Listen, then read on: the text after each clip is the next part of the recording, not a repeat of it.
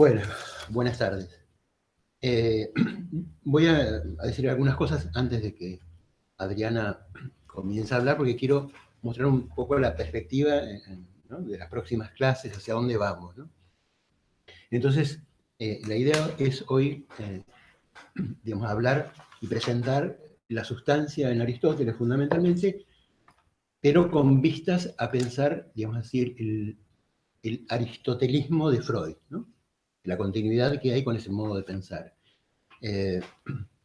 Así que va a haber todo, lo que va a hacer Adriana es un desarrollo hacia pensar la cuestión del ser, de algún modo, de la sustancia, implícita en la obra de Freud, no porque Freud la tematice especialmente, pero sí está una cierta concepción jugándose. Y vamos a avanzar, digamos, hacia, quizás en esta clase o en las que sigan, a pensar la sustancia, o el ser, o el tratamiento ontológico en Lacan, y en particular, no en la próxima clase, pero sí, en la próxima clase vamos a plantear la cuestión de la sustancia gozante, ¿no? Así que un poco ese es el arco hacia donde vamos, ¿no? A pensar el tema de la sustancia o del ser en Freud y en Lacan. Bueno, te dejo. Bueno, voy a retomar un poquito lo que veníamos hablando la clase anterior. Habíamos terminado de plantear la diferencia entre ontología y metafísica, ¿sí? ¿Recuerdan? Que ontología era un término tardío, que se confunden, ¿no? Metafísica y ontología actualmente, y la vez pasada habíamos visto el origen o sea, el concepto de metafísica en Aristóteles,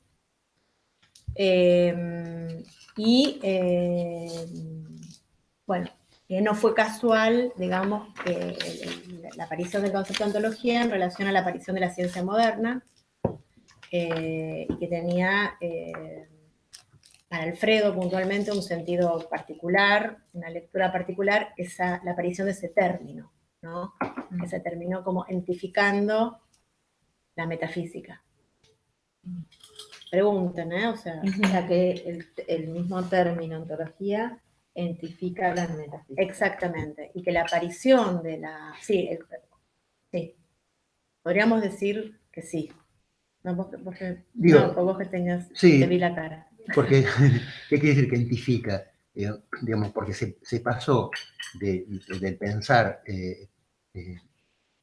la actualidad de lo que es, o el verbo ser, a, digamos así, como coagularlo. Pensar no tanto lo que es, digamos, no tanto el ser, sino el ente. Sí, se pasó a pensar el ente en particular, digamos, bueno, ¿qué es la entidad? Hoy vamos a desarrollar esto. O sea, hoy vamos a darle más sustento a por qué la ontología ocurrió, por qué ocurrió esa nueva denominación de la metafísica, ¿sí? ¿Por qué la ciencia moderna y qué pasó, ¿no? Desde la metafísica del concepto del serés aristotélico a la ontología. Y después, con el concepto de sustancia, todas las modificaciones que hubo, hasta llegar al concepto de sujeto.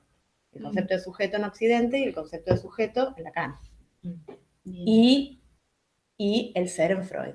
O sea, tenemos varios temas. Es muy ambiciosa la clase de hoy. Vamos a llegar a donde lleguemos. Después se continuará. En primer lugar, habíamos dicho que la metafísica tenía tres modalidades o tres áreas importantes, que era una, la filosofía primera, o metafísica, que se llama así también, que era estudiar el ser en cuanto ser, el ser en cuanto universal. Después está la teología, ¿no? Que es otra modalidad de entender la metafísica, que estudia el ser por excelencia, que es Dios, ¿no? La reflexión acerca de Dios, ¿no? La teología. Y la ciencia de la sustancia, ¿no? O el ser es sustancia, como que es otra de las modalidades en que se puede leer la metafísica, como tres modalidades, tres modos, digamos.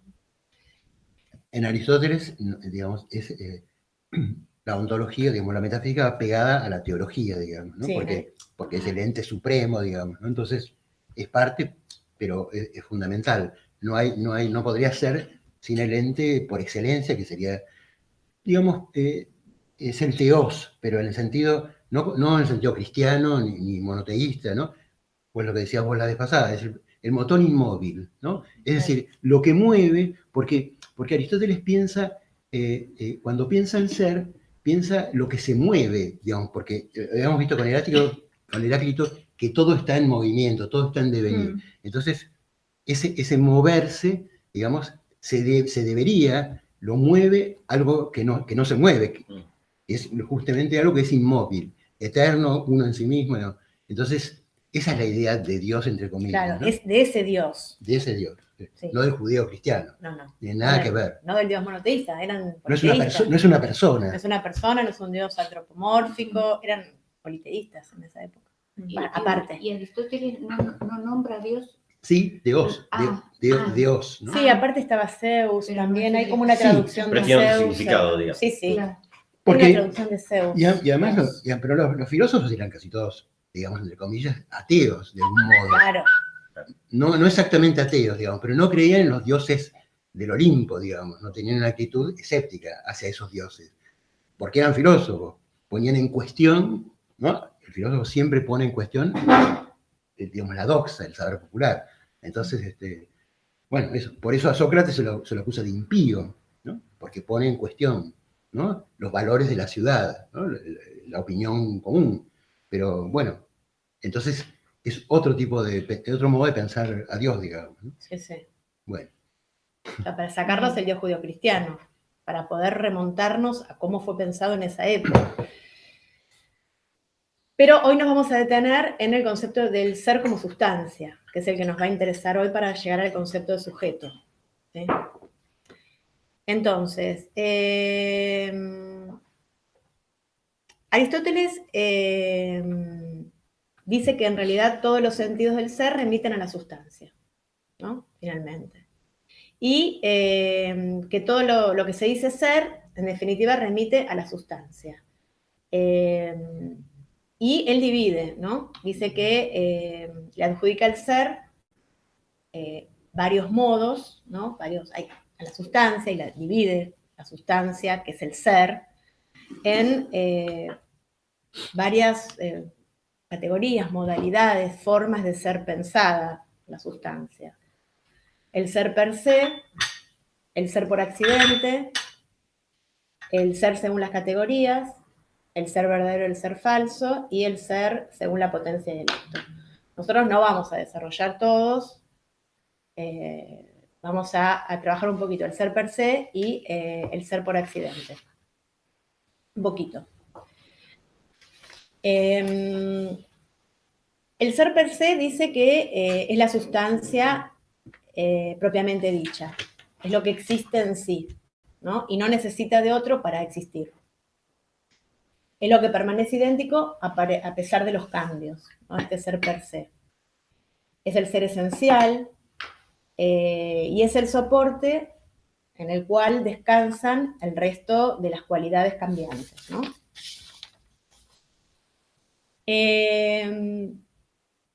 Y acá va a haber toda unas derivaciones de este ser per se, porque aparece el concepto de usía, que es el participio del verbo ser, formado por ontos, que es el participio presente de inai, que es ser, que significa, o sea, tiene varios sentidos, ¿sí? Estamos como desglosando el concepto de usía que Aristóteles describe en la metafísica. Sí. ¿Estamos? Sí, no. Sería un verbo, entonces. Sí. Claro, es un verbo. Yo la vez pasada había dicho, era un verbo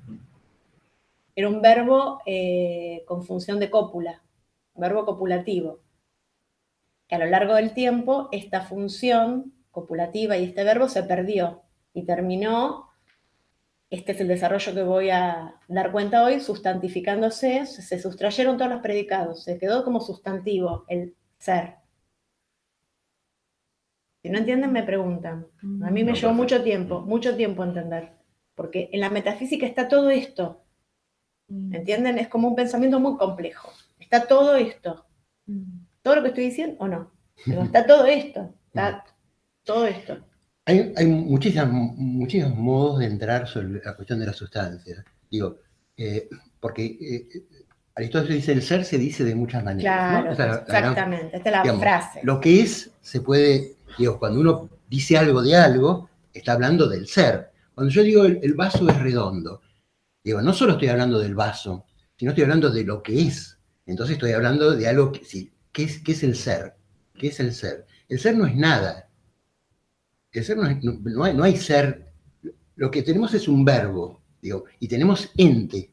Tenemos ente, pero no tenemos el ser. ¿Dónde está el ser? Nada. El ser lo pensamos siempre como esencia. Por eso una de las reducciones de sustancia es esencia.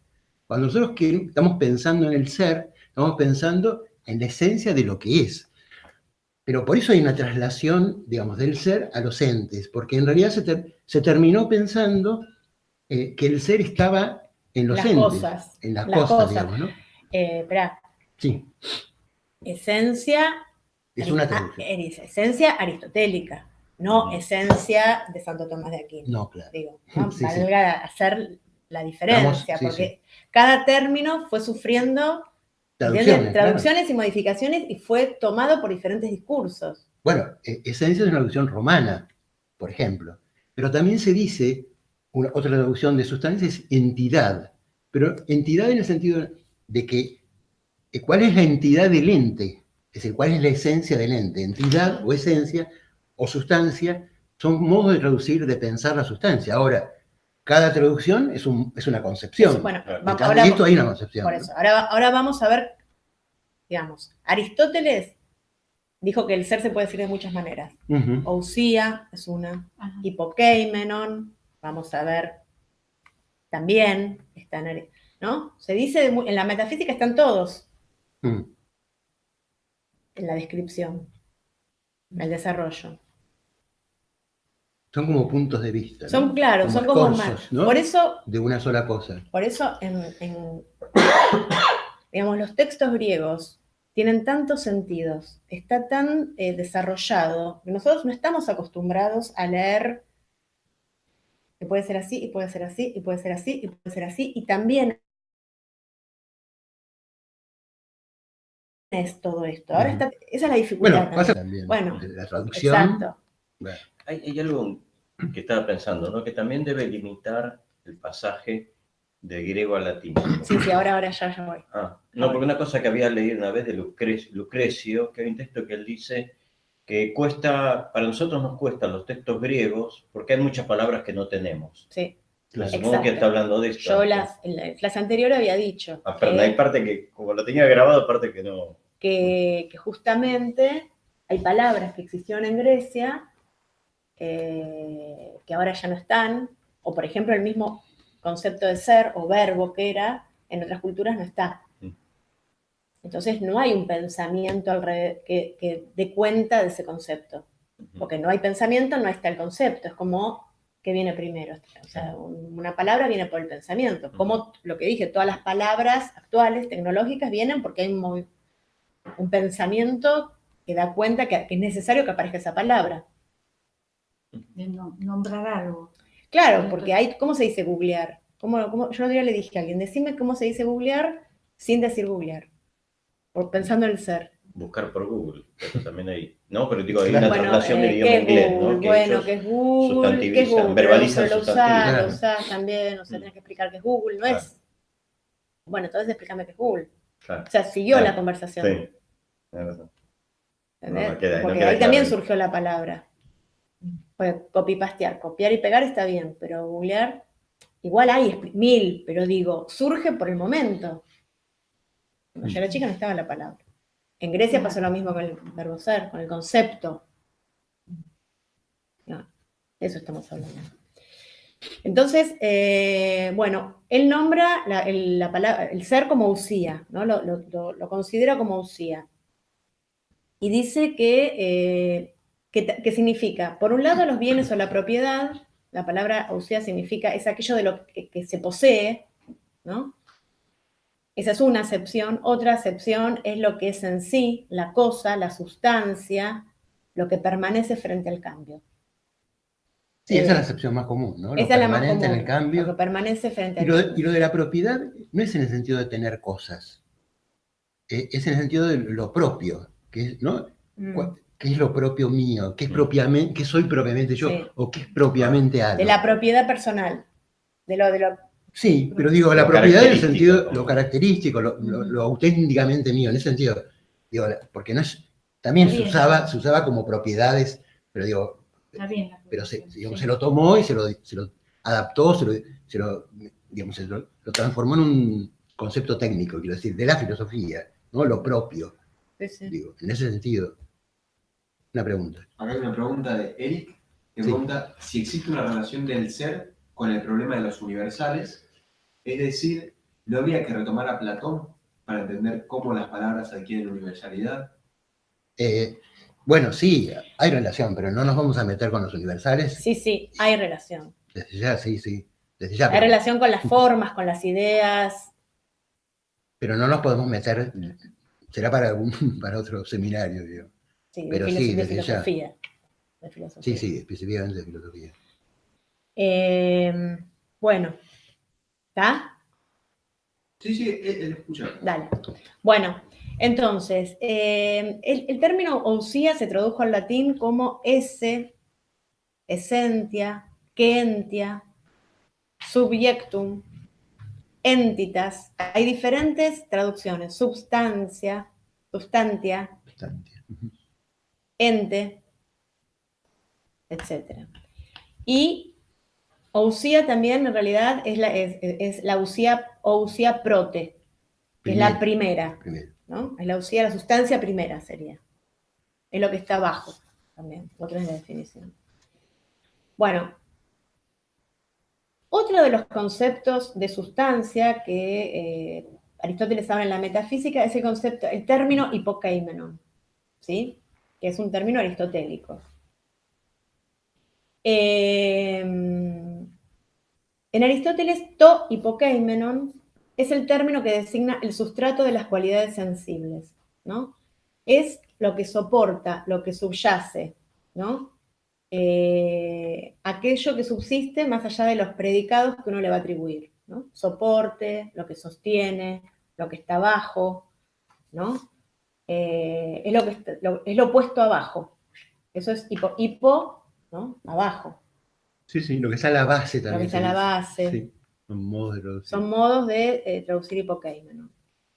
O sea, tenemos ousia, tenemos hipokeimenon.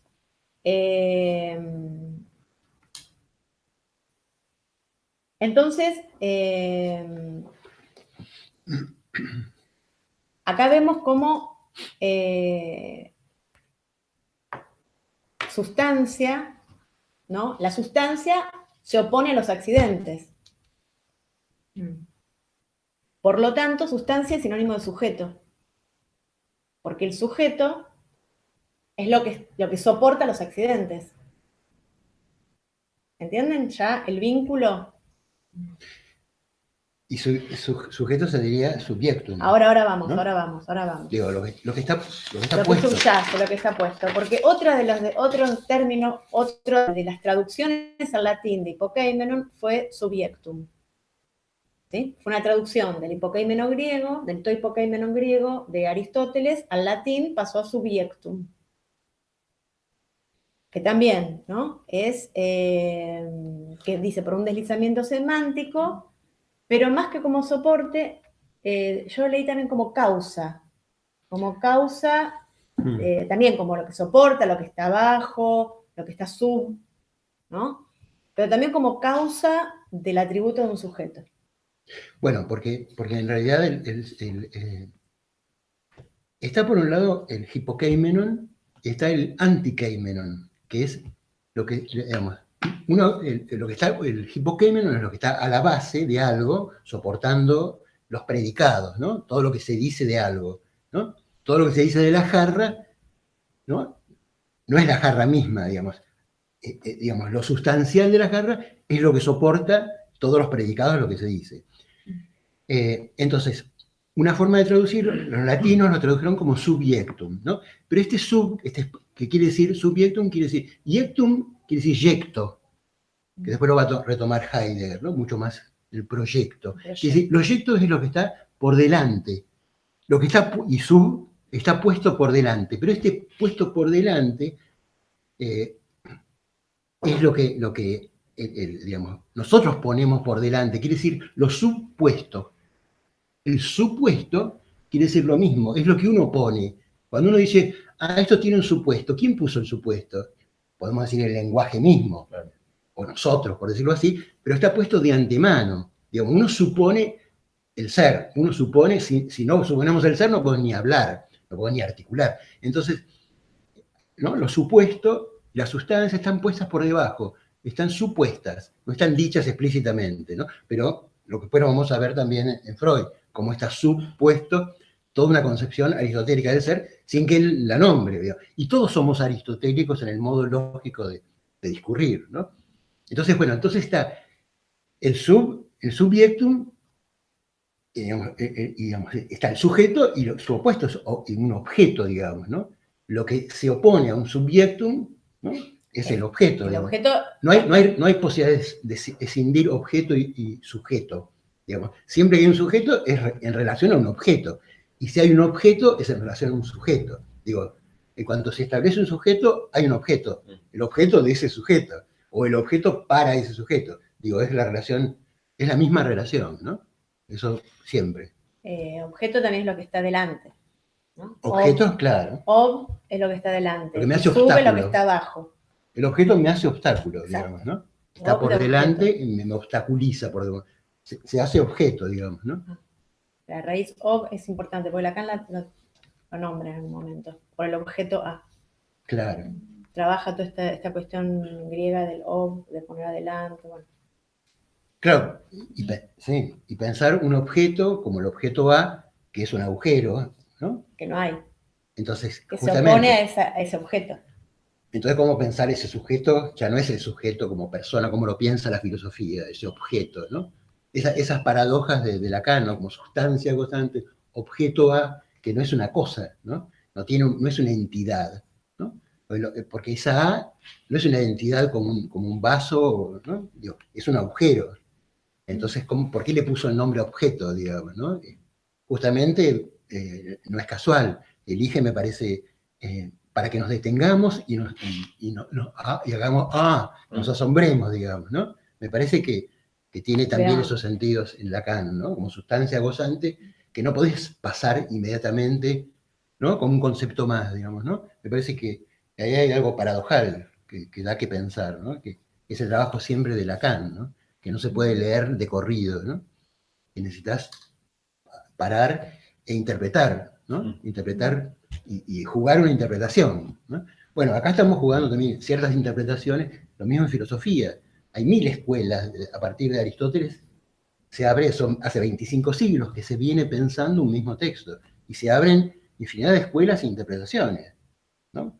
Entonces, digo, hay que jugar una interpretación. Sí, sí. Acá ella está dando una interpretación. Sí, sí, sí. Bien. Bueno, nunca se me hubiera ocurrido asociar a Aristóteles con Freud. Y ahora vamos a ver. Sí. Veamos. Por eso es muy importante que pensemos esto, que nos detengamos en la usía, en Hipokeimenon, en Subjectum, Portes, o sea, que podamos pensar sobre esto, porque hay de esto, mucho. Bueno, la transformación de Hipokeimenon en Subjectum ya da la idea o sea, nos lleva al concepto moderno de sujeto. ¿Sí? Y entendemos por qué, como sujeto, soporte de los accidentes, sustrato, lo que está en la base. ¿Sí?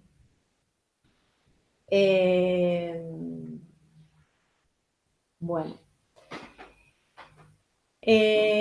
Esta idea de sujeto también transita por un montón de épocas. Una de ellas, vamos a hacer un puntito en Descartes, un stop ahí también, en la concepción de res cogitans, ¿no? En sustancia pensante y sustancia extensa, pero después Lacan la va a retomar y el Freud también, pero también es una sustancia. ¿no? Sustancia extensa, ¿no? El cuerpo, y sustancia pensante, razonamiento, el pensamiento, pienso, luego existo. Está la sustancia pensante y el ser en pienso, luego existo, ¿no? Pero hago un señalamiento que hace Heidegger, ¿no? Que en realidad no es pienso, luego existo, sino es pienso, existo. Existo, sí, sí. Porque, digamos, no hay diferencia temporal.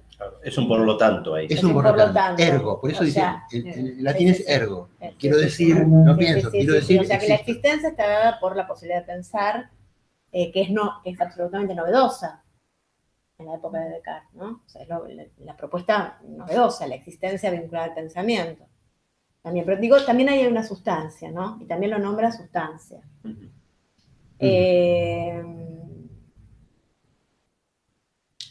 Y que es una sustancia capaz de pensar y de dudar.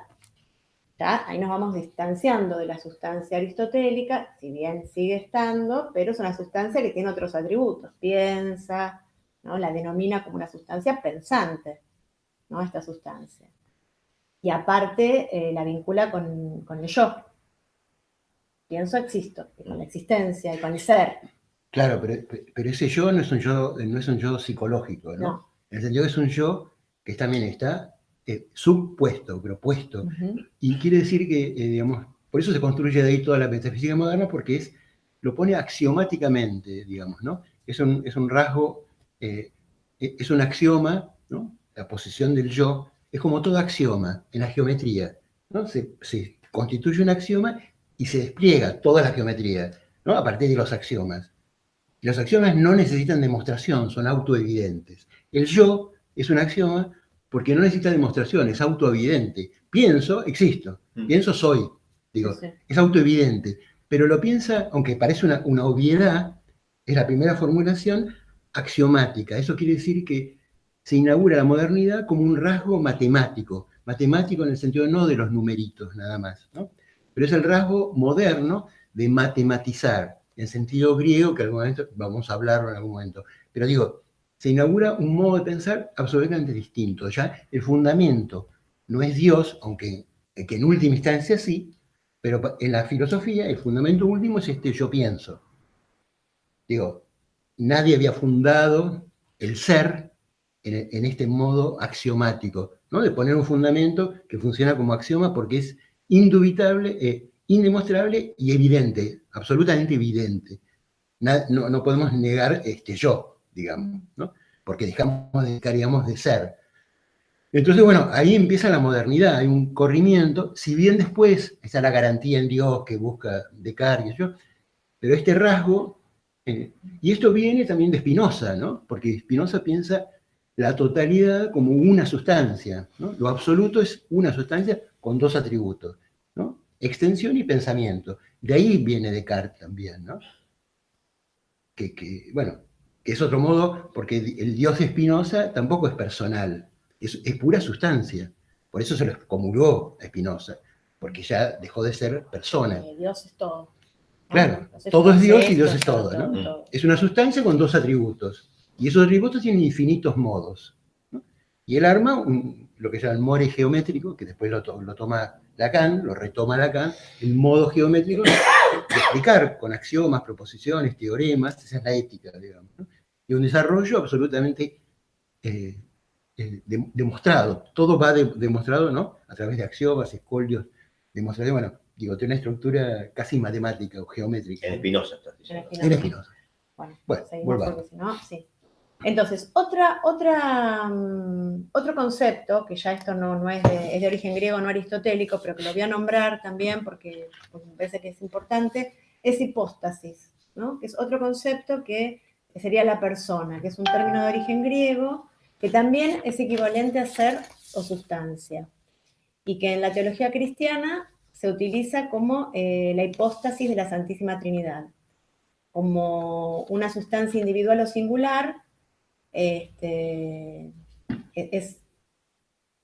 A eso remite el concepto de hipóstasis, ¿no? ¿Eso de tres personas en una? Sí, o sea, son tres personas distintas, pero cada una de ellas hipóstasis de una misma entidad, esencia inmaterial, claro, ¿no? El concepto de hipóstasis. Y otro concepto es subjectus, no subjectum, es otro, que es un término ya político-jurídico que denota la sumisión o la sujeción a una autoridad, a un poder superior, humano, sobrehumano, soberano o amo interior, ¿no? Subjectus, subjectus. Bueno, pues son todas las derivaciones que se fueron, por las que se transitó. Entonces, movimos, ¿no? Sujeto y sustancia empezaron a ser sinónimos ya a esta altura, ¿no? Con todas las traducciones.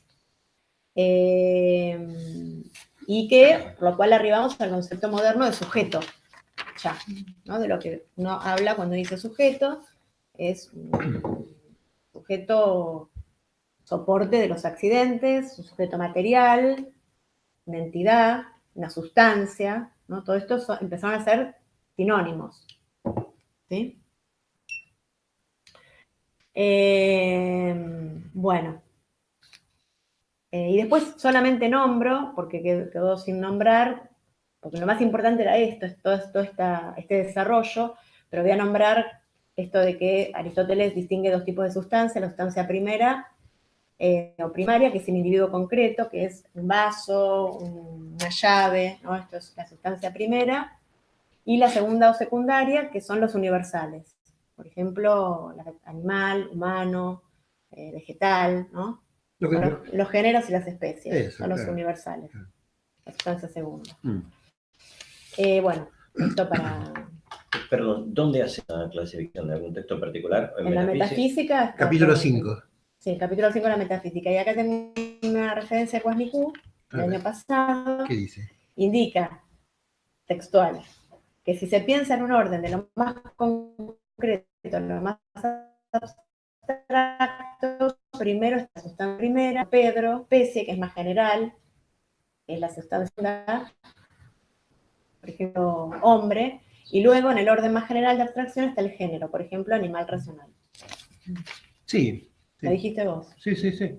La segunda, y toda sustancia finalmente designa un individuo o a lo uno, ¿no? Todas van como en categoría... Claro, como de lo particular a lo general, digamos, ¿no? ¿Sí?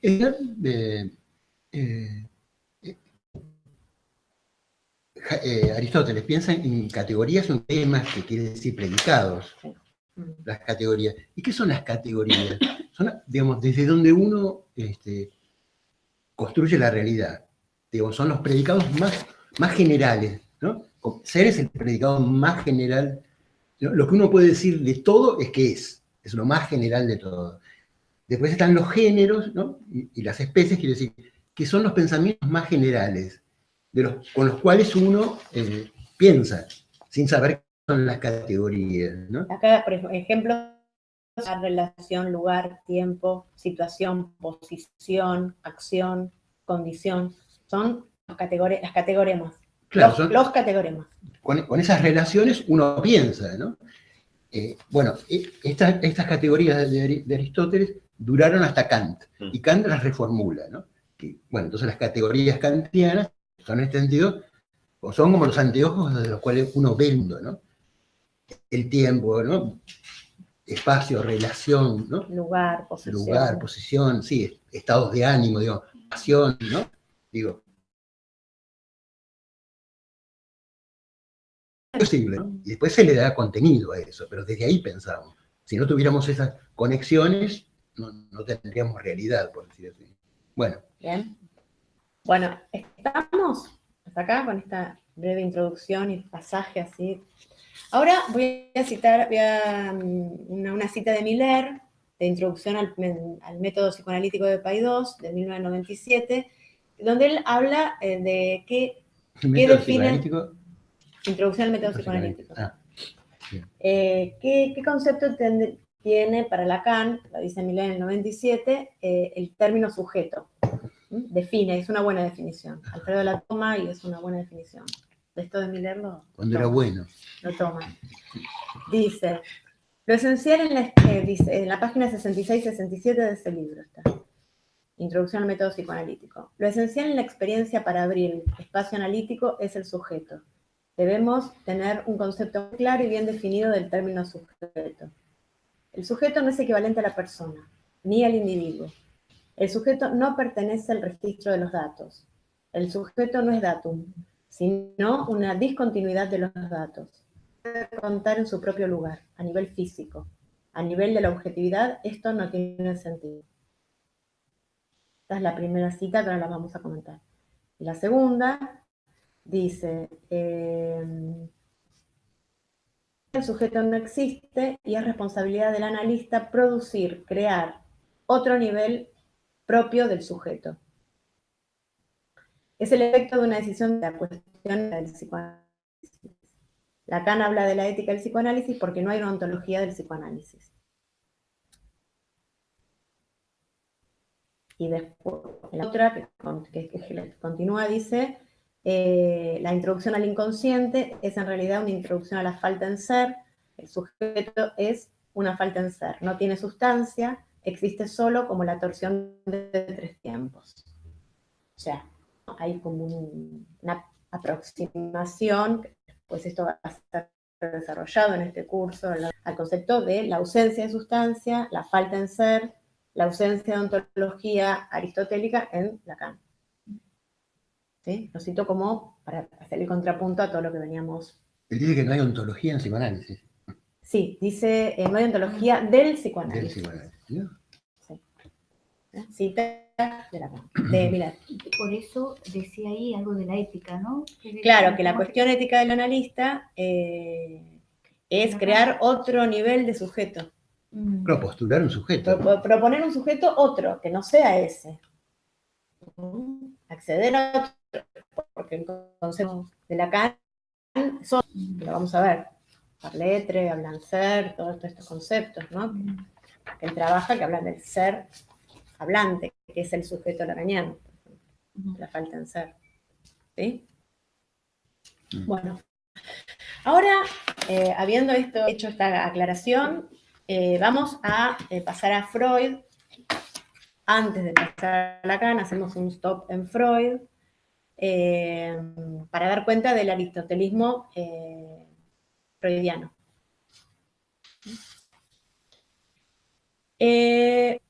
Freud, voy a mencionar al pasar, que tiene influencias kantianas de Schopenhauer y de Brentano, son las que tomé yo, también tiene de Nietzsche, también tiene de otros filósofos, que no las voy a desarrollar porque son muy extensas, pero toma muchos conceptos de Kant, Schopenhauer y Brentano, ¿no? De Schopenhauer el concepto de voluntad, Strib, y de representación, el concepto de representación también está en Schopenhauer, también está el concepto de inconsciente no reprimido, pero ya el concepto de inconsciente estaba en la filosofía, atravesaba toda la filosofía, no reprimido y económico como lo propone Freud, pero sí estaba. De Kant en los conceptos de fenómeno y noúmeno. El noúmeno es como lo no conocido, lo inaccesible, y el fenómeno es lo que aparece de ese noúmeno desconocido. Y brevemente, porque hay mucho de Freud, hay que decir, o sea, si quieren los antecedentes filosóficos, nos detenemos con más detalle. Bueno, razón por la cual se asocia la voluntad de Schopenhauer al ello de Freud, hay mucha, igual, ¿no? Hay muchas cosas muy parecidas, y de Brentano, bueno, toma los conceptos de intencionalidad del objeto, intencionalidad el objeto intencional. Hay un concepto de Brentano que se llama objeto intencional, que es un objeto que está en el interior de la conciencia. Es decir, que ser consciente siempre es referirse a tener una intención con ese objeto que es interior. Claro. Pero eso es, ¿no? Digo, la conciencia es conciencia de. Conciencia, eso es intencional en el sentido de, ¿no? Hay una intención. Sí. Conciencia no puede ser conciencia si no es de algo, de un objeto. En realidad, el concepto de Brentano es inexistencia intencional. ¿Ah, sí? Sí, porque es en. No lo entienden, pero es así. O sea, ¿Cómo? in, parece que en el latín tenía una traducción como que era en. Es existencia intencional de un objeto, Ajá, ajá. finalmente. Bien. Pero él lo llamaba Sí, inexistencia. sí, entiendo por qué, sí. Eh, Bueno, Husserl es el que va a bueno, desarrollar Husserl todo estudió esto, con ¿no? Brentano, Freud estudió con Brentano, pero Brentano no creía en el inconsciente freudiano. Ujú. En relación a la inexistencia, había escuchado que tiene que ver con que existe en la conciencia, no Sí, existe afuera. exacto. Claro. En. Sí. Sí, sí, sí. Existe en la conciencia. Por eso termina siendo inexistencia, existencia. Hasta que lo entendí. Y el concepto sería inexistencia Sea intencional. intencional. El concepto de Brentano es inexistencia intencional del objeto. Y hay un montón de desarrollos. Ujú. Brentano también separa los fenómenos físicos de los psíquicos. Brentano también habla de los sustratos físicos, de lo psíquico, de los fenómenos psíquicos. Habla de un sustrato físico. De esto también habla Brentano. Bueno, Freud estudió con Brentano. Mucho tiempo. ¿Sí? También leyó a Schopenhauer, lo cita en un montón de citas a lo largo de su obra, también lo cita Kant, bueno, aunque él dice que no se alejaba de la filosofía, que era el alejamiento de Freud de la filosofía, en realidad tenía que ver con que él quería acercar el psicoanálisis al modelo reinante en la época, que era un modelo físico-químico. Entonces la metafísica filosófica, en la que estuvimos trabajando antes, él se tenía que alejar de todo eso y tenía que dar cuenta de estar con los que podían aceptar todas sus ideas novedosas. ¿Sí? Por lo tanto, bueno, vamos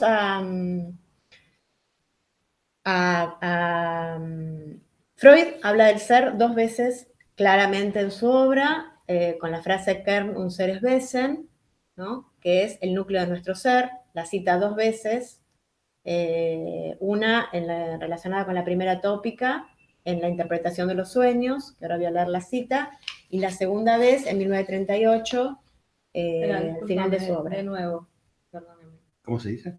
Kern und seres Wesen. Kern con Kern con K, que es corazón. Kern, ahora vamos a traducir cada palabra y a explicar cada palabra. K-E-R-N, Kern, un seres, W-E-S-E-N, Wesen. Es en alemán y vamos a traducir palabra por palabra.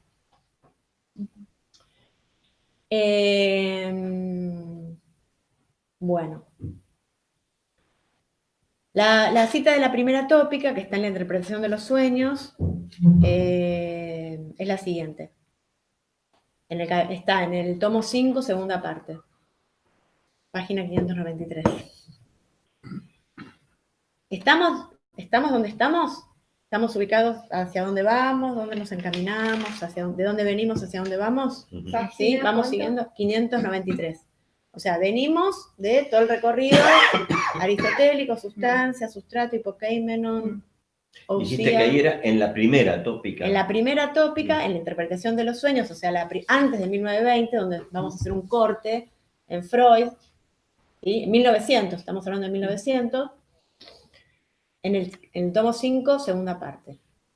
Dice, a consecuencia de este advenimiento tardío de los procesos secundarios, el núcleo de nuestro ser, o Kern und seres Wesen, que significa eso, que consiste en mociones de deseos inconscientes, permanece inaprehensible y no inhibible para el preconsciente, cuyo papel quedó limitado de una vez para siempre a señalarles a las mociones de deseo que provienen del inconsciente los caminos más adecuados al fin. Está la cita donde dice que, entonces, explico un poquito, dice, el núcleo de nuestro ser consiste en mociones de deseos inconscientes. ¿Sí? El núcleo de nuestro ser son mociones de deseos inconscientes, que permanecen inaprehensibles y no inhibibles para el preconsciente. Dice, son mociones de deseo inconsciente. Bueno. Antes de llegar a la cita en sí, de esta primera cita de la primera tópica, voy a situar un poquito a Freud, ¿sí? Freud tiene un pensamiento de la época de los libros que él abrevó, porque Alfredo dice que en la época también estuvo Hegel, y Freud no lo leyó. Yo, Schopenhauer, a Kant y a Brentano. ¿Entienden lo que quiero decir? O sea, Lacan toma Hegel y Hegel es de la época, o sea, podría haberlo leído Freud, sin embargo, ni lo toma, ni lo leyó. No. Entonces, había en un círculo de pensadores que se llamaba Círculo de Viena, que eran epistemólogos, filósofos, ¿no? Y que este círculo tenía toda una idea en relación a la epistemología, al conocimiento, ¿no? Que sostenía que primero estaba lo material, lo sustancial, el hombre como algo lo consideraban como algo sustancial,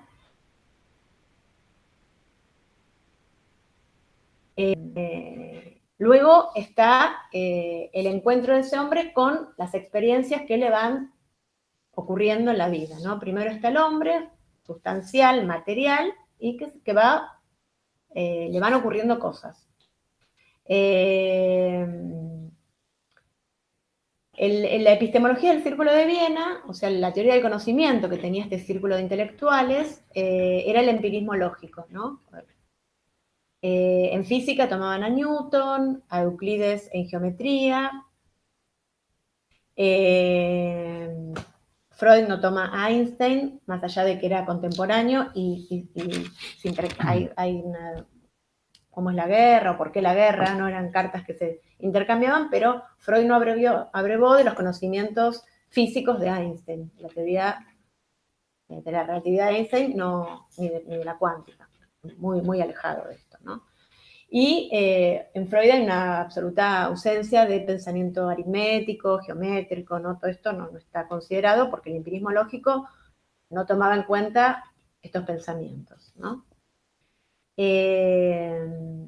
Bueno, y también el Universitas Literarum era como un concepto que era el ideal de la época, ¿no? Donde se tomaba en cuenta, por ejemplo, la literatura, la poesía, la filosofía, ¿no? Se leía Goethe, bueno, era como todo un conocimiento muy valioso en ese momento a nivel intelectual. Y Freud estaba imbuido de todo este círculo, tanto de Viena como del Universitas Literarum, que leían, vieron que ahora también hay como una, ¿qué lees?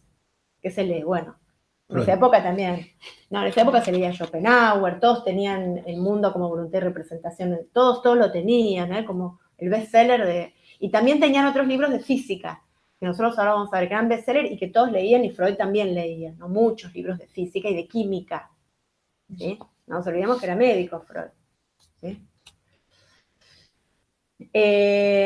Bueno, Freud toma el núcleo de nuestro ser, Kern unseres Wesen, de Schopenhauer, que ya lo nombramos, porque Schopenhauer habla de, no dice el núcleo de nuestro ser, pero tiene como el concepto de Wesen, que es esencia, ¿no? Esto lo trabaja Schopenhauer, por ejemplo, en relación a la voluntad. Les decía que la voluntad era el interior más íntimo de nuestra existencia, ¿no? Lo más interno, lo más poderoso que nunca cesaba de ocurrir, el concepto de voluntad, que era interno, y que afloraba y que no traía felicidad, traía más bien traía displacer porque siempre había que satisfacer la voluntad. Esto lo decía Schopenhauer, ¿no?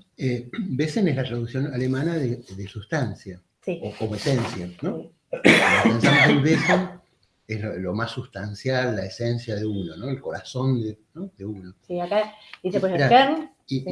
Y voluntad y representación, Sí. el libro de Schopenhauer se llama El mundo como voluntad. Es decir, Claro. la totalidad, él la piensa también como dos atributos del todo, ¿no? Todo es voluntad o representación. ¿Qué quiere decir eso? Todo es pensamiento, ¿no? O acto. Todo está, ¿no? Lo que llama voluntad, digamos, es justamente Que te mueve. lo que Lo mueve, que mueve, exactamente, el exacto. deseo, por ejemplo, ¿no? En ese sentido, voluntad. No aparece deseo todavía, que después va a aparecer en Hegel, digamos, pero en Schopenhauer no aparece. Pero todo es o voluntad o representación. Aparece Wille. Will, que es Will voluntad. Will. Pero como opuestos, entonces. No como opuestos, como complementarios, digamos, voluntad. Bueno, pero digo, se excluyen, ¿no? Sí, bueno, como sustancia pensante y sustancia Sí. extensa, digamos, ¿no? Dos atributos. Hay voluntad y hay representación. Y todo gira Todo se puede reducir a eso. a la voluntad y la ¿O es representación. algo del pensar o es algo, ¿no? Mm. Del deseo? De la digamos. carne. Es Sí. de la carne. Para Schopenhauer, sí, porque habla Sí, del sí. orgasmo y Interior. habla de los Sí, sí. orgasmos Sí, sí. físicos. O sea, voluntad es eso. Lo habla directamente. Sí. Es un flor de dato ese, ¿no? Que sea de la carne, ¿no? Sí, Por tanto, es el de tema la carne. Por eso lo traigo y lo tomo porque Claro. es de la voluntad de Schopenhauer es de la carne. Así. No sé si vos estás de acuerdo, pero yo lo he leído de Schopenhauer. Tengo citas miles. Sí, desde ya. Miles. Que ahora no, pero están, si quieren las busco. No, digo, y habla también, o sea, no voy a decir que Freud tomó esto, pero digo, también vieron el principio de placer y displacer. Schopenhauer dice que es displacentero el concepto de voluntad, finalmente. Y ahí, Schopenhauer está esto, está bien desarrollado. Freud lo dice distinto, pero ya está en Schopenhauer, ya está. No, y lo ideal en Schopenhauer es como el nirvana, ¿no? Bien. Sí, el sí, volver sí. al nirvana, eso lo toma también Freud, ¿no? Eso lo toma Freud porque Schopenhauer le encantaba el budismo, le encantaba la cultura hindú.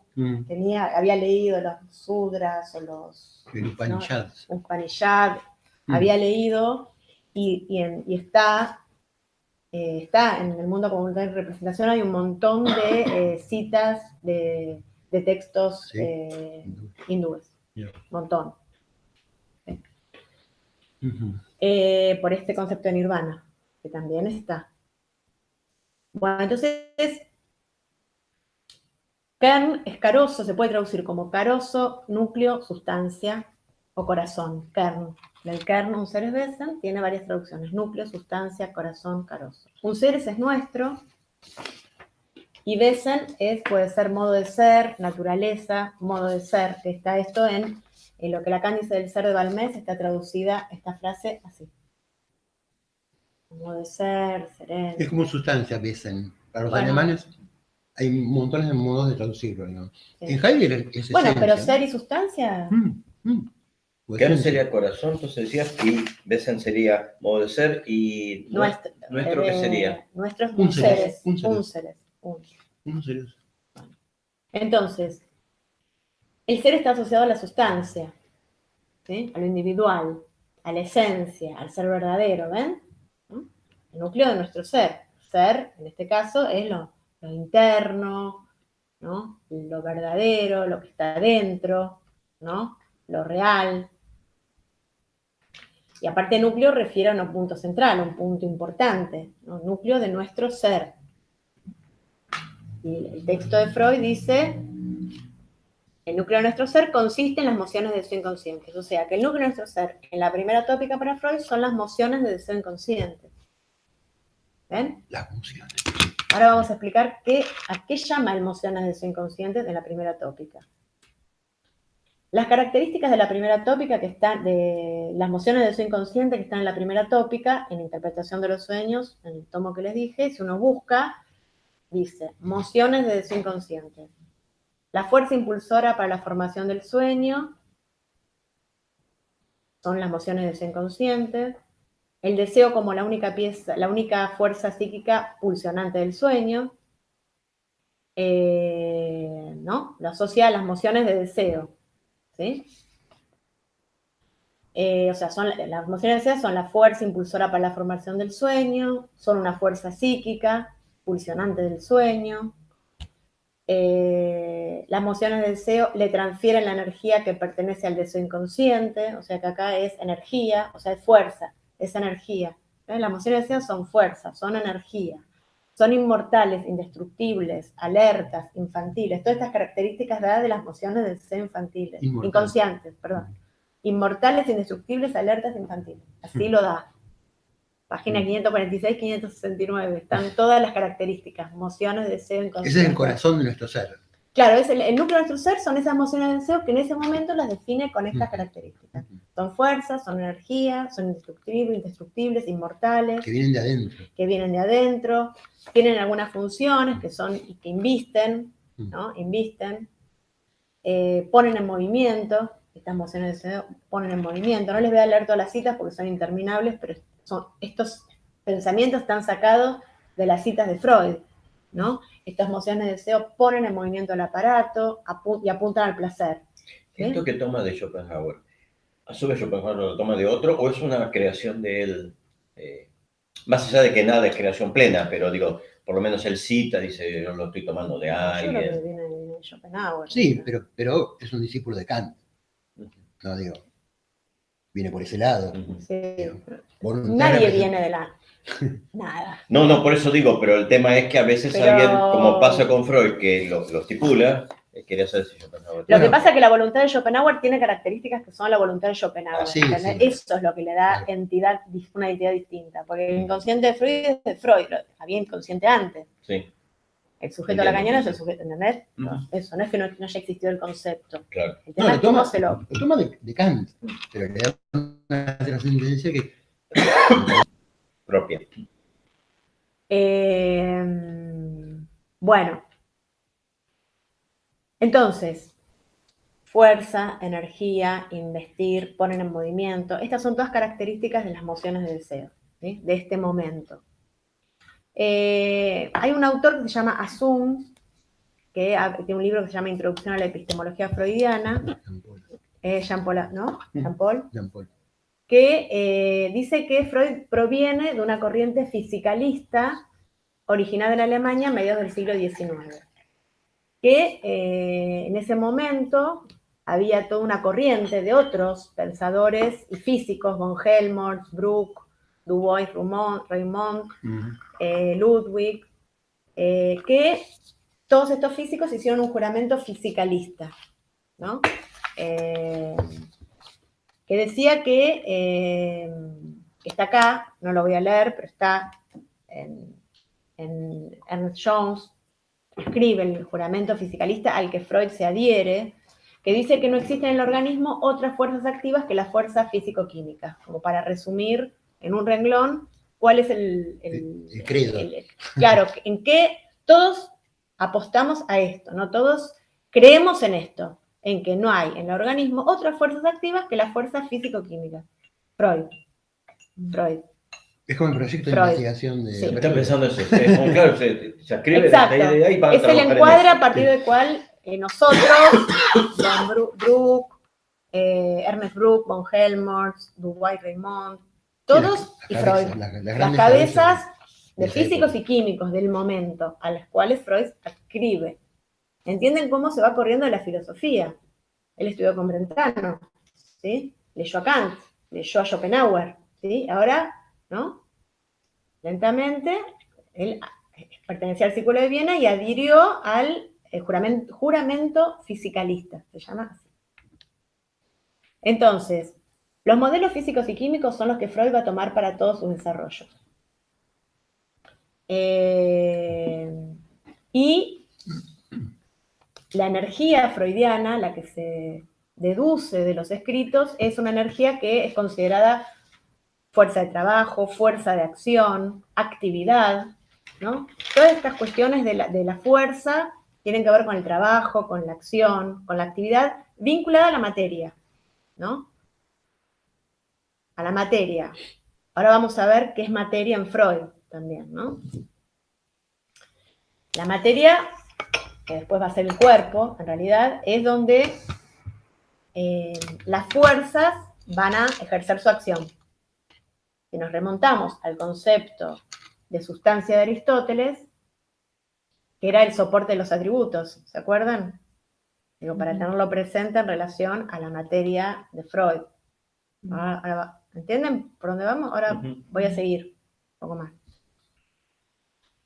Hay algunos bestsellers del momento, por ejemplo, como Fuerza y Materia, donde ustedes piensan que se estaba recién descubriendo, si estaba separado, si estaba junto, la fuerza, la materia. Bueno, en realidad se empezó a poner como equivalente fuerza y materia en ese momento, no estaban divididas, ¿no?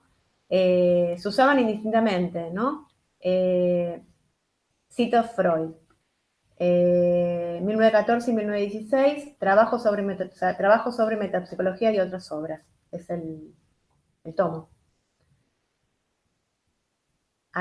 El tomo es Metapsicología y otras obras. Y el artículo es Contribución a la historia del movimiento psicoanalítico. Es probable, pues, cita, que sean materias y procesos químicos particulares los que ejerzan los efectos de la sexualidad y hagan de intermediarios en la prosecución de la vida individual en la vida de la especie. Freud. ¿Sí? Materias y procesos químicos particulares. Entonces, nosotros, sigue la cita, tomamos en cuenta tal probabilidad sustituyendo esas materias químicas particulares por fuerzas psíquicas particulares.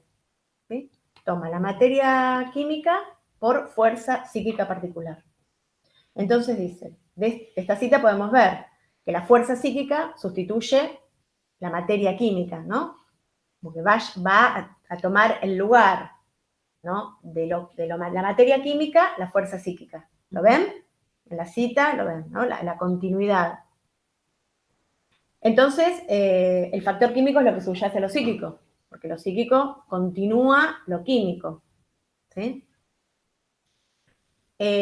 Por lo tanto, el psicoanálisis, acá vemos la continuidad con el modelo físico-químico. Citas de Freud, no sé si alguna vez lo leyeron, pero... o las leyeron suena, así. sí. Bueno.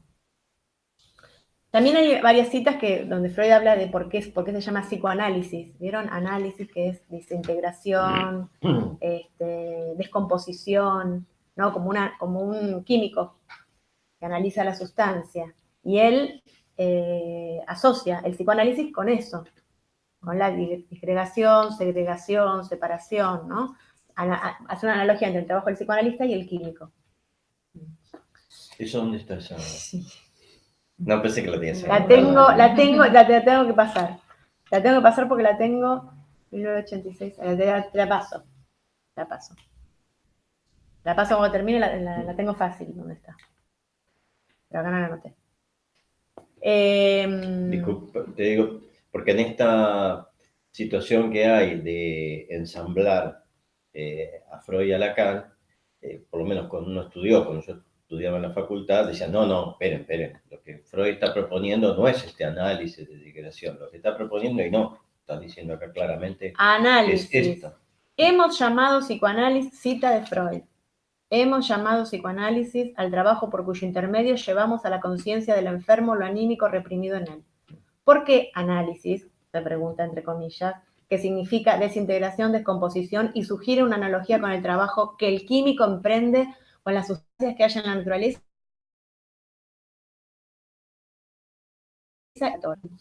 Bueno, después le digo de dónde se la saqué. Es lo que hacía él en el laboratorio, porque era investigador. Digo, no es un médico que investigaba en el laboratorio. Sí.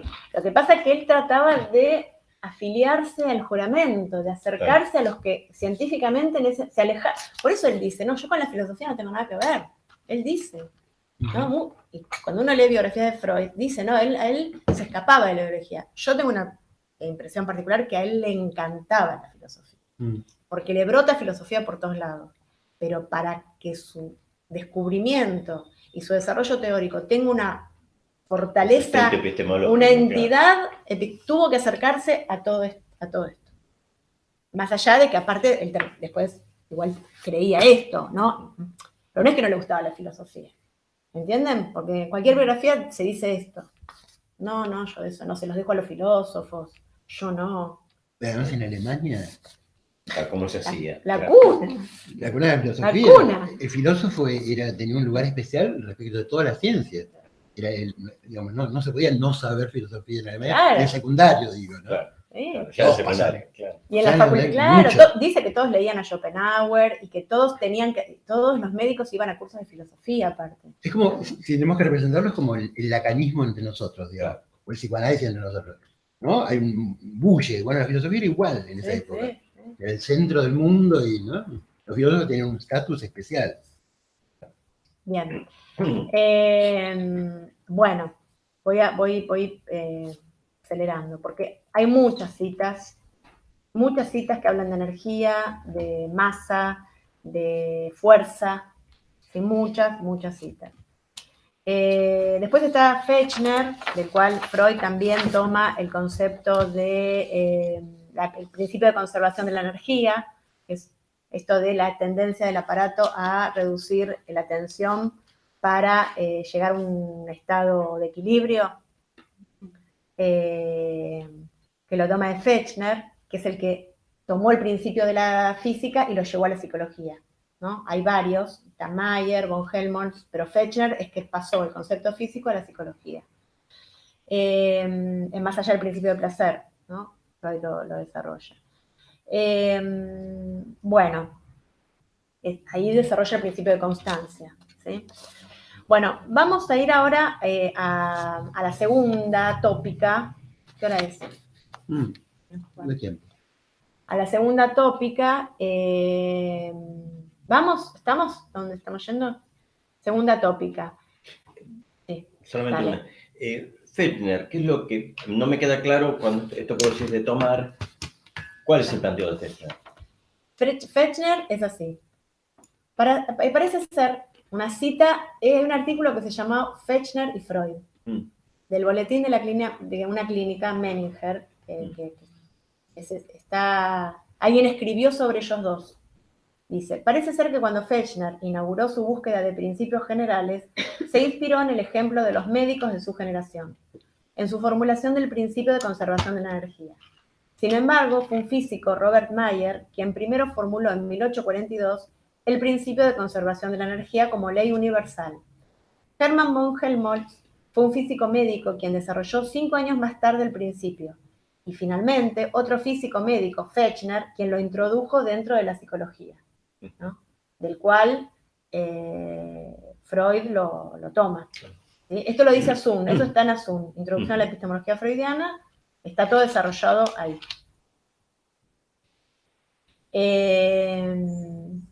Y acá, cita de Freud, el principio de placer se deriva del principio de constancia. La tiene la cita esta, de Freud, más allá del principio de placer. Bueno, entonces, la energía pone en movimiento a la materia, ¿sí? La fuerza, la energía, la materia, son conceptos que estuvimos trabajando hasta ahora.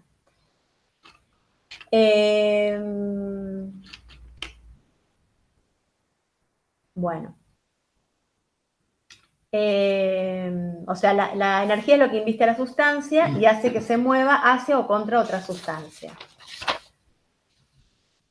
Ahora voy a hacer como un salto, antes de pasar a la segunda tópica, que después va a volver este pensamiento, pero la relación Freud-Aristóteles en relación a la sustancia y a la materia y a los conceptos del núcleo de nuestro ser de Freud.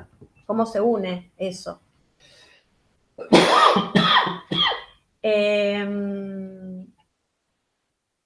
Esto lo dice Alfredo en otro Lacan y yo apoyo lo que dice Alfredo. Dice, las posiciones teóricas vinculadas al concepto de energía-materia de las que Freud abreva poseen un presupuesto ontológico común. Comprender el sentido del ser como un ente vivo, como una sustancia. Freud concibe el psiquismo como un organismo vivo, asociado a la sustancia y a los conceptos físicos tradicionales como los de fuerza y energía psíquica. ¿Sí? La materia o sustancia se ubica como soporte o sustrato de las energías que la atraviesan. La teoría freudiana se apoya en la filosofía aristotélica, o sea, el ser es sustancia. ¿Lo ven?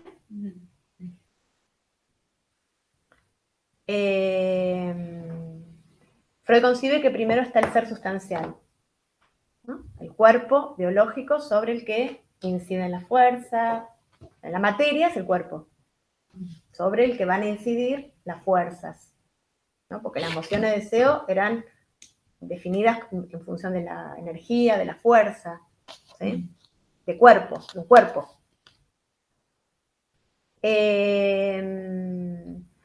Edelstein señala que la existencia es el resultado de la experiencia del cuerpo, que en este sentido es tridimensional.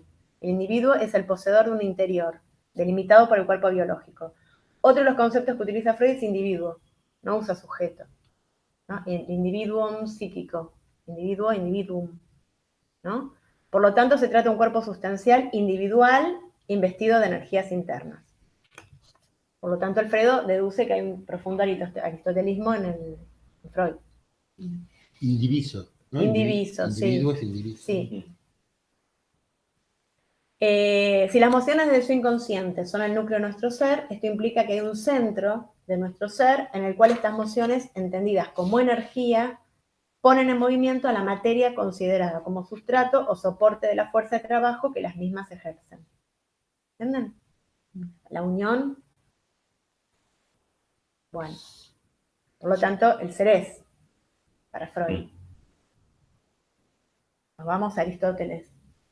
El ser es sustancia. Sí, sí, El y en ser sí es- mismo, no por otro. El ser es sustancia, materia, fuerza, sobre el que actúa la fuerza y la energía. En la segunda tópica hay otra cita. ¿Ven qué? De 1938, es la segunda cita.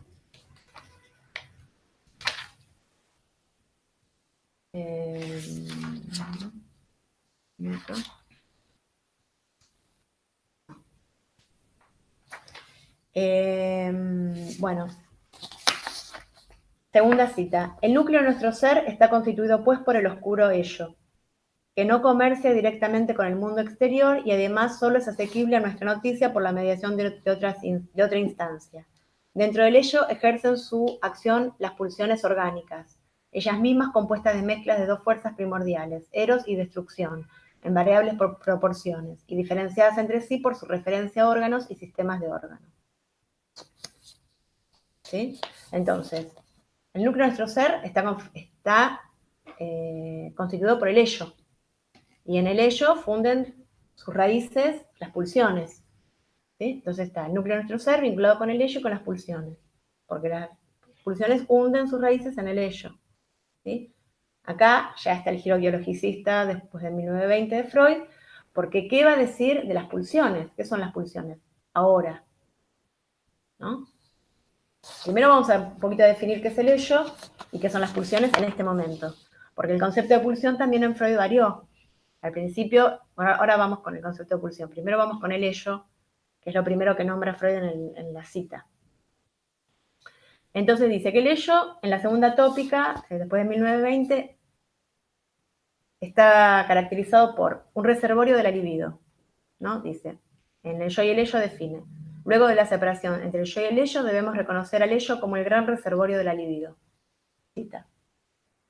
Caldera de excitaciones. El ello. Nos aproximamos al ello con comparaciones, lo llamamos caos, una caldera llena de excitaciones borboteantes. Imaginamos que en su extremo está abierto a lo somático. Ahí acoge dentro de sí las necesidades pulsionales que en él hallan su expresión psíquica. Entonces, reservorio de la libido, caldera de excitaciones, eso es el ello en la segunda tópica. Sede de las pulsiones. ¿El texto cuál es este? El yo y el ello. Y en pulsiones y destino de pulsión, está ahora lo que viene de pulsión. Están en esos dos textos están. En el yo y el ello y en pulsiones y destino de pulsión.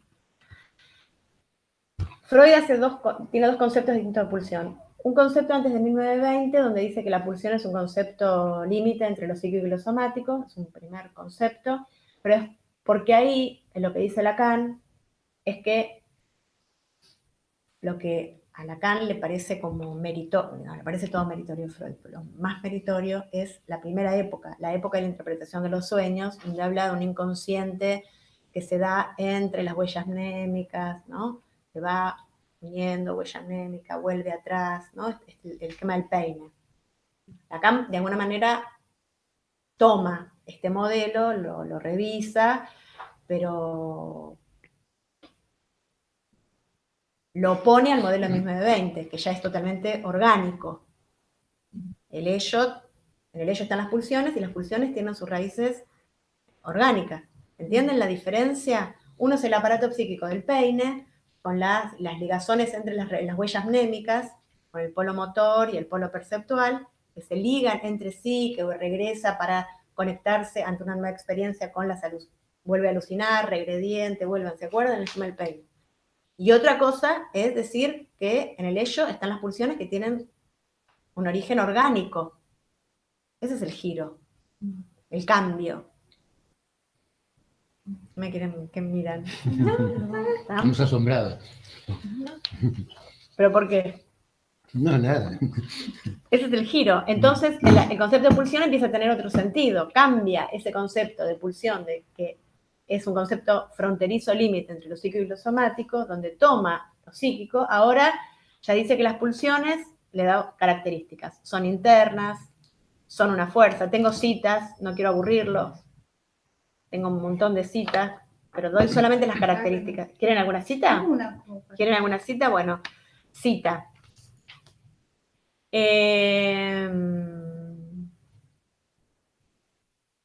Ahora hemos obtenido material para distinguir entre estímulos pulsionales y otros estímulos fisiológicos que influyen sobre el alma.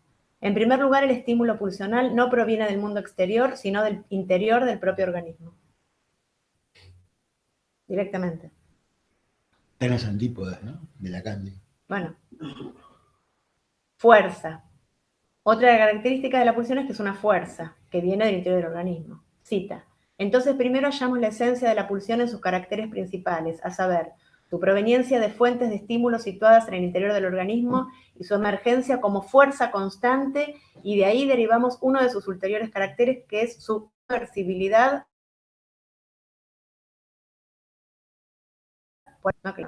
¿No? Entonces, Claro, no puede huir porque es sin Dharma. exactamente, no puede huir porque siempre va, ¿no? Con uno. Siempre es la voluntad de Schopenhauer, esa es la voluntad de Schopenhauer, es la definición de la voluntad de Schopenhauer. Uno puede poner cita, cita. Yo lo hice. Lo dice distinto, pero es lo misma Vile de Schopenhauer.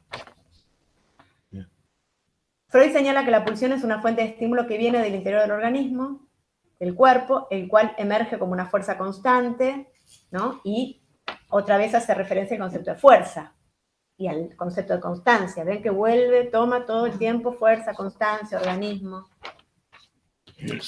Otra de las definiciones clásicas de pulsión es que es un esfuerzo que tiene una meta, una fuente y un objeto que todos conocemos, ¿sí? La definición está diferenciada a cada uno, pero bueno, tiene un objeto, tiene una fuente, que es el cuerpo, un esfuerzo hasta la meta y un fin, tiene un fin, ¿no? Esas 4 características de la pulsión freudiana, que son de este momento, que no me voy a detener, pero que bueno, todos conocemos, ¿sí? Bueno, entonces, ¿a dónde vamos?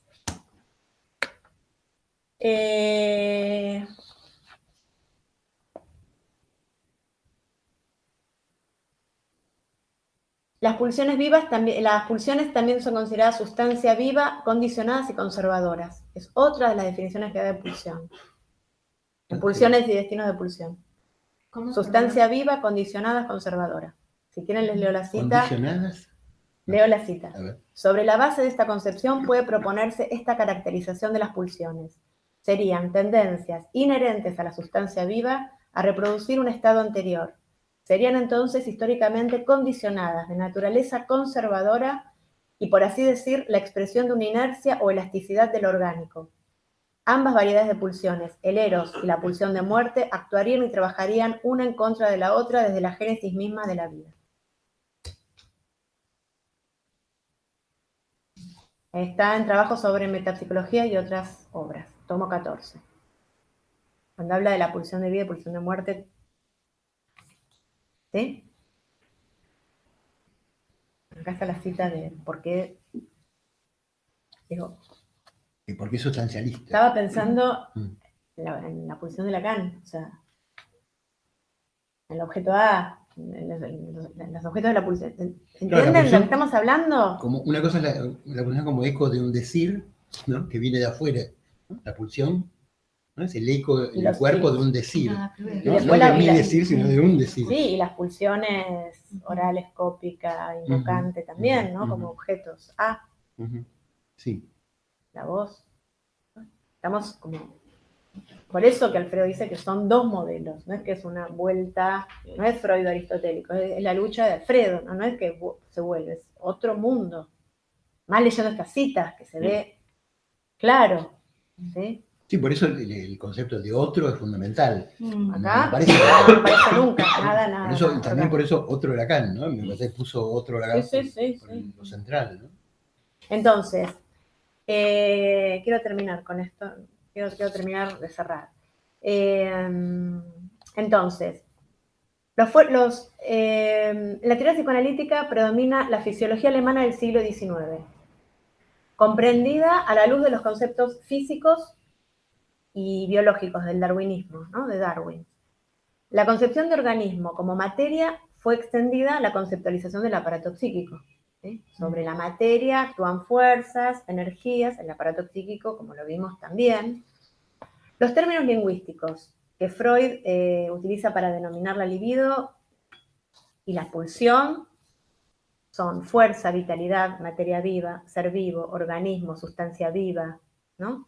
Todos estos conceptos que fuimos viendo dan cuenta de un concepto materialista y vitalista del aparato psíquico freudiano, ¿no? Una física vitalista, paradigma de las ciencias de la naturaleza, física, química y biología, ¿no? Ciencias de la naturaleza.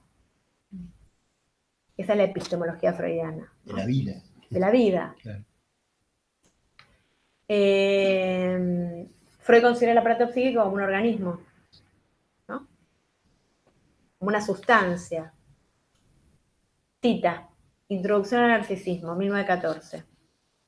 Debe recordarse que todas nuestras provisionalidades psicológicas deberán asentarse alguna vez en el terreno de los sustratos orgánicos.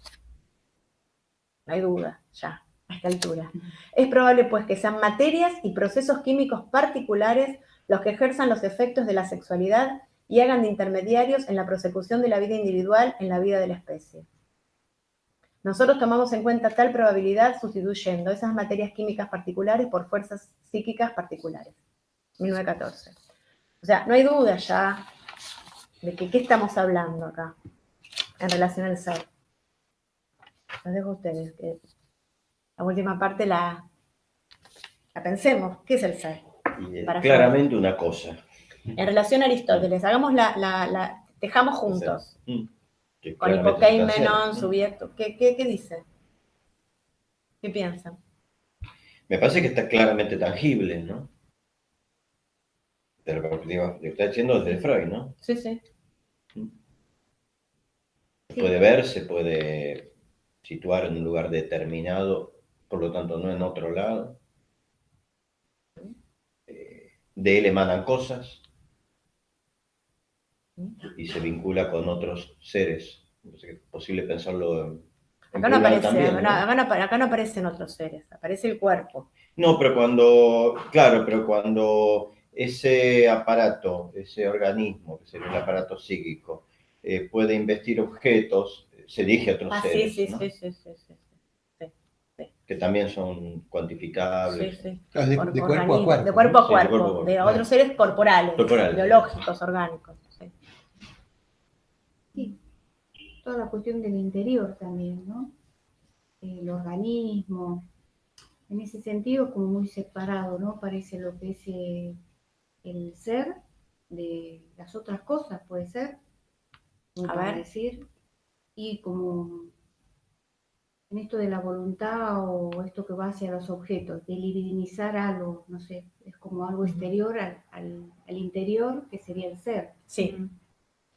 Sí, noto algo sustancialista. Inclusive ahí en una de las frases nombrabas algo del caldero, no sé, algo Caldera de que me excitación. hizo pensar en eso, en el interior, como una cosa, ¿no? Orgánica interior. Sí. Claro, Bueno, yo pensaba, igual. por un lado, además está, por ejemplo, Lacan dice que es imposible definir la sustancia viva, que no hay definición de vida, no se puede definir la vida como tal. Urtis dice. Sí, no lo inventa él, sí, lo toma. Claro. Pero digo, y bueno, Freud sí, de algún modo, parte de la sustancia viva y puede definir la vida, ¿no? Y por otra parte pensaba que lo que decías vos, ¿no? Que Freud supone una esencia, que tenemos una esencia. Sí, núcleo de nuestro ser. Por eso, y eso núcleo es de nuestro esencia, ser. digamos. Y Lacan va a pelear justamente porque eso es una ontología. Bueno, Si hay una esencia, hay una claro, ontología. o sea, Entonces, esto, ¿no? O sea, la ontología es aristotélica. Mm. O sea, todo este recorrido sirvió para ver cuál es la ontología. Aristotélica, sustancia, materia. Ser es sustancia. Ser es sustancia para Aristóteles, para Freud. Es el ser aristotélico. ¿Lo ven? Sí, sí, sí, sí. es decir, digamos que siempre hay una ontología supuesta, es decir, una precomprensión del ser, aunque uno no lo sepa, digo. Siempre hay un supuesto de cómo uno entiende el ser. En el 99% de los casos es aristotélico, el sentido común es aristotélico, así pensamos hace muchos años. Entonces, todo el trabajo de Lacan para sacar el psicoanálisis de una ontología, digo, porque piensen de que... Sí, o sea, claro. requiere de un trabajo Sí. sacar, así como requiere de un trabajo sacarse al milenialismo ¿no? de la cabeza, Sí, también. digo, porque son siglos y siglos, y digamos, además la ontología, digamos así, o la filosofía es la madre de las ciencias, se dijo siempre, digo, ¿no? O sea, que está en el corazón de todas las ciencias, la ontología, ¿no? Porque ¿no? Todas suponen un ser, una sustancia, algo esencial, ¿no? Algo primero, algo fundante, digo, cuando uno piensa en el ser, la sustancia, se está pensando en el fundamento absoluto de todo, ¿no? ¿Qué funda todo? La pregunta más general del pensar es, ¿cómo es posible que haya y no más bien que no haya? Porque hay ser y podría no haber, digamos. Es la pregunta más abarcadora, ¿no? ¿Por qué hay ser? ¿Por qué hay es? ¿Por qué hay? ¿Por qué hay? ¿Qué respuesta? ¿No? Uno puede decir, bueno, porque Dios creó.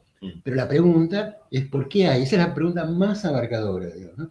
Y la respuesta a esto es la filosofía. Hay muchas maneras de pensar el haber, ¿no? La existencia, podemos decir, ¿no? Que haya. Podrían no haber. ¿Por qué hay? Digo, entonces, esto está en el corazón de todo el pensamiento occidental. Y respuesta a esto es el corazón, el kern de la filosofía es la ontología, es el caracú, el corazón, que atraviesa todo el pensamiento. Entonces, bueno, la lucha de Lacan es como ciclopia, porque luchar contra la ontología es luchar contra la reducción de 25 siglos, que nadie se plantó frente a la ontología. Hasta Lacan nadie se plantó. Entonces, bueno, ahora a partir de eso hay lecturas. Badiou intenta traducir el pensamiento de Lacan en una ontología matemática, que tiene coherencia, porque el pensamiento de Lacan va hacia lo matemático. Entonces, Badiou postula, al discípulo también estudió con Lacan, siguió su seminario, plantea su ontología matemática. Interesante, ahora, pero plantea una ontología. Hay que ver si, bueno, eso lo vamos a ver más adelante en el seminario. Entonces, la cuestión es que Lacan insistentemente se plantea que él se corre, ¿no?, de la ontología. Lo dice, vamos a traer muchas citas, bueno, el libro de Alfredo está lleno de Sí, muchas citas y muchos conceptos que dan cuenta de... Porque en realidad esta ontología es una ontología sustancial, sí, ¿no? Sí. Sustancial, sí. de sustancia, de materia, ¿no? Yo lo que les voy a presentar también más adelante es una ontología no sustancialista, Claro. que es la de Heidegger. Claro. Ahí van a ver una ontología que él critica justamente toda la ontología anterior. Esa es la revolución heideggeriana. Digo, por eso es tan importante, porque él es como un retorno, como el retorno de Lacan, él hace como un retorno a los presos prácticos. Claro. digo, al origen, ¿no?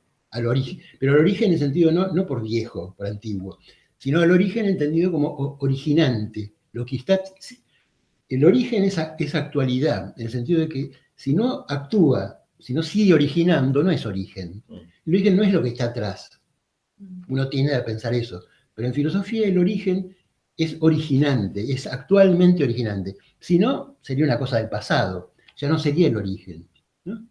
Es como bueno, estaba pensando yo, también otro modo de pensar la sustancia, no sé si puedo seguir. Sí, yo quería después terminar. Bueno, doy unos minutos más. También una manera de pensar la sustancia es como potencia y como actualidad, digamos, en el sentido de que, ¿no? Hay infinitas, hay muchos modos Como materia y forma también. Sí, como materia, Que exactamente. no las trabajamos porque, bueno. Porque es mucho, por eso eso está en la metafísica de Aristóteles, ¿no? Él considera distintas maneras de pensar lo que es. Entonces yo pensaba que, digamos así, cuando uno, por ejemplo, miren la diferencia, como se toma vulgarmente los conceptos, ¿no? Por ejemplo, el concepto de materia, y uno supone que es esto, ¿no? La materia, es lo que se me opone. Para los griegos no era así, para la filosofía griega, la materia no era así. La materia era justamente lo que es pura potencia, lo que puede llegar a ser, que no es nada, pero puede llegar a ser todo. Eso es la materia. Entonces, se puede pensar a la materia como el Big Bang, en el sentido de que es un punto, el Big Bang, donde está concentrada toda la potencia y tiene, digamos, un 0,000,1 sí, de actualidad. ¿Toma Aristóteles él en este concepto, Alfredo, no? No sé, no me acuerdo. No, yo tampoco me acuerdo, yo ya la leí. Qué bueno. Sí, yo lo leí hace mucho, Sí, cuando lo recién sacó. salió. ¿Cuál es? El origen del del- psicoanálisis, del Big Bang. Está en la página. ¿Pero este es de Alfredo? ¿Eso? Sí, acaba de salir, Alfredo. Letra Viva. ¿Se acuerdan que era, era de la revista? Un número especial de la revista de apertura, cierto, El Rey sí, está desnudo, era ese texto, pero él lo reescribió y lo sacó en forma de libro ahora. Hoy acaba de aparecer. Pero yo digo, me parece que el Big Bang tiene esa idea de, porque estaba todo, en el Big Bang estaba toda la materia en un punto, ¿no? Es decir, era pura potencia, ¿no? Un segundo antes de la explosión era pura potencia. Entonces, bueno, eso es el concepto justamente de materia de los griegos, ¿no? No era... Claro, pero igual que el ser, ¿qué pasó con ese concepto, finalmente? ¿Qué pasó? Claro, se Bueno, sustancializó. Todo se terminó ontologizando. sí, Todo. sí. ¿Ven? Ahí también, con el concepto de materia. Bueno, son los modos en que esto se va a tramitar. ¿Qué pasó Claro. con Lacan? También. Cada uno lo entiende con su manera. ¿Qué pasó con Hegel? Son lecturas muy, muy complejas, muy difíciles. Entonces cada uno va leyendo, ¿no? Y también se va, además el gran corrimiento fue la traducción latina. Cuando los romanos toman la cultura griega, traducen otra cultura. Y en la traducción hay traición, ¿no? Traducir es traicionar. Digo, y después viene, además no hay que olvidarse que después viene sobre eso la lectura cristiana, sobre todo Santo Tomás, Santo Tomás toma a Aristóteles, ¿no? En clave cristiana, digamos así. Pero Santo Tomás es puramente aristotélico, todo el corpus aristotélico es Santo Tomás, Claro. que sigue rigiendo en todas las universidades católicas. La lectura es tomista, es la clave de toda la cultura católica, no cristiana, pero católica. Se sigue estudiando con toda actualidad. Digo, que Aristóteles sigue... Sí. ¿Cerramos un poquito? Sí. Bueno, entonces, como conclusión general de la ontología materialista, sustancialista, freudiana, ¿no? O sea, para la teoría freudiana el ser, el ello está referido a la materia, o sea que el ser es. Volvemos al ser es de Aristóteles inicial y de Parménides. El ser es y el no ser no es, ¿se acuerdan? Para la propuesta aristotélica en la metafísica el ser es sustancia, o sea que el ser es, ¿no? O sea, tanto en Freud como en Aristóteles el ser es. El no ser no es, no está, no entra, no hay, como conclusión final. Por eso decimos que Freud tiene una teoría del ser, tiene una suposición del ser si uno rastrea toda la obra, o gran parte de la obra.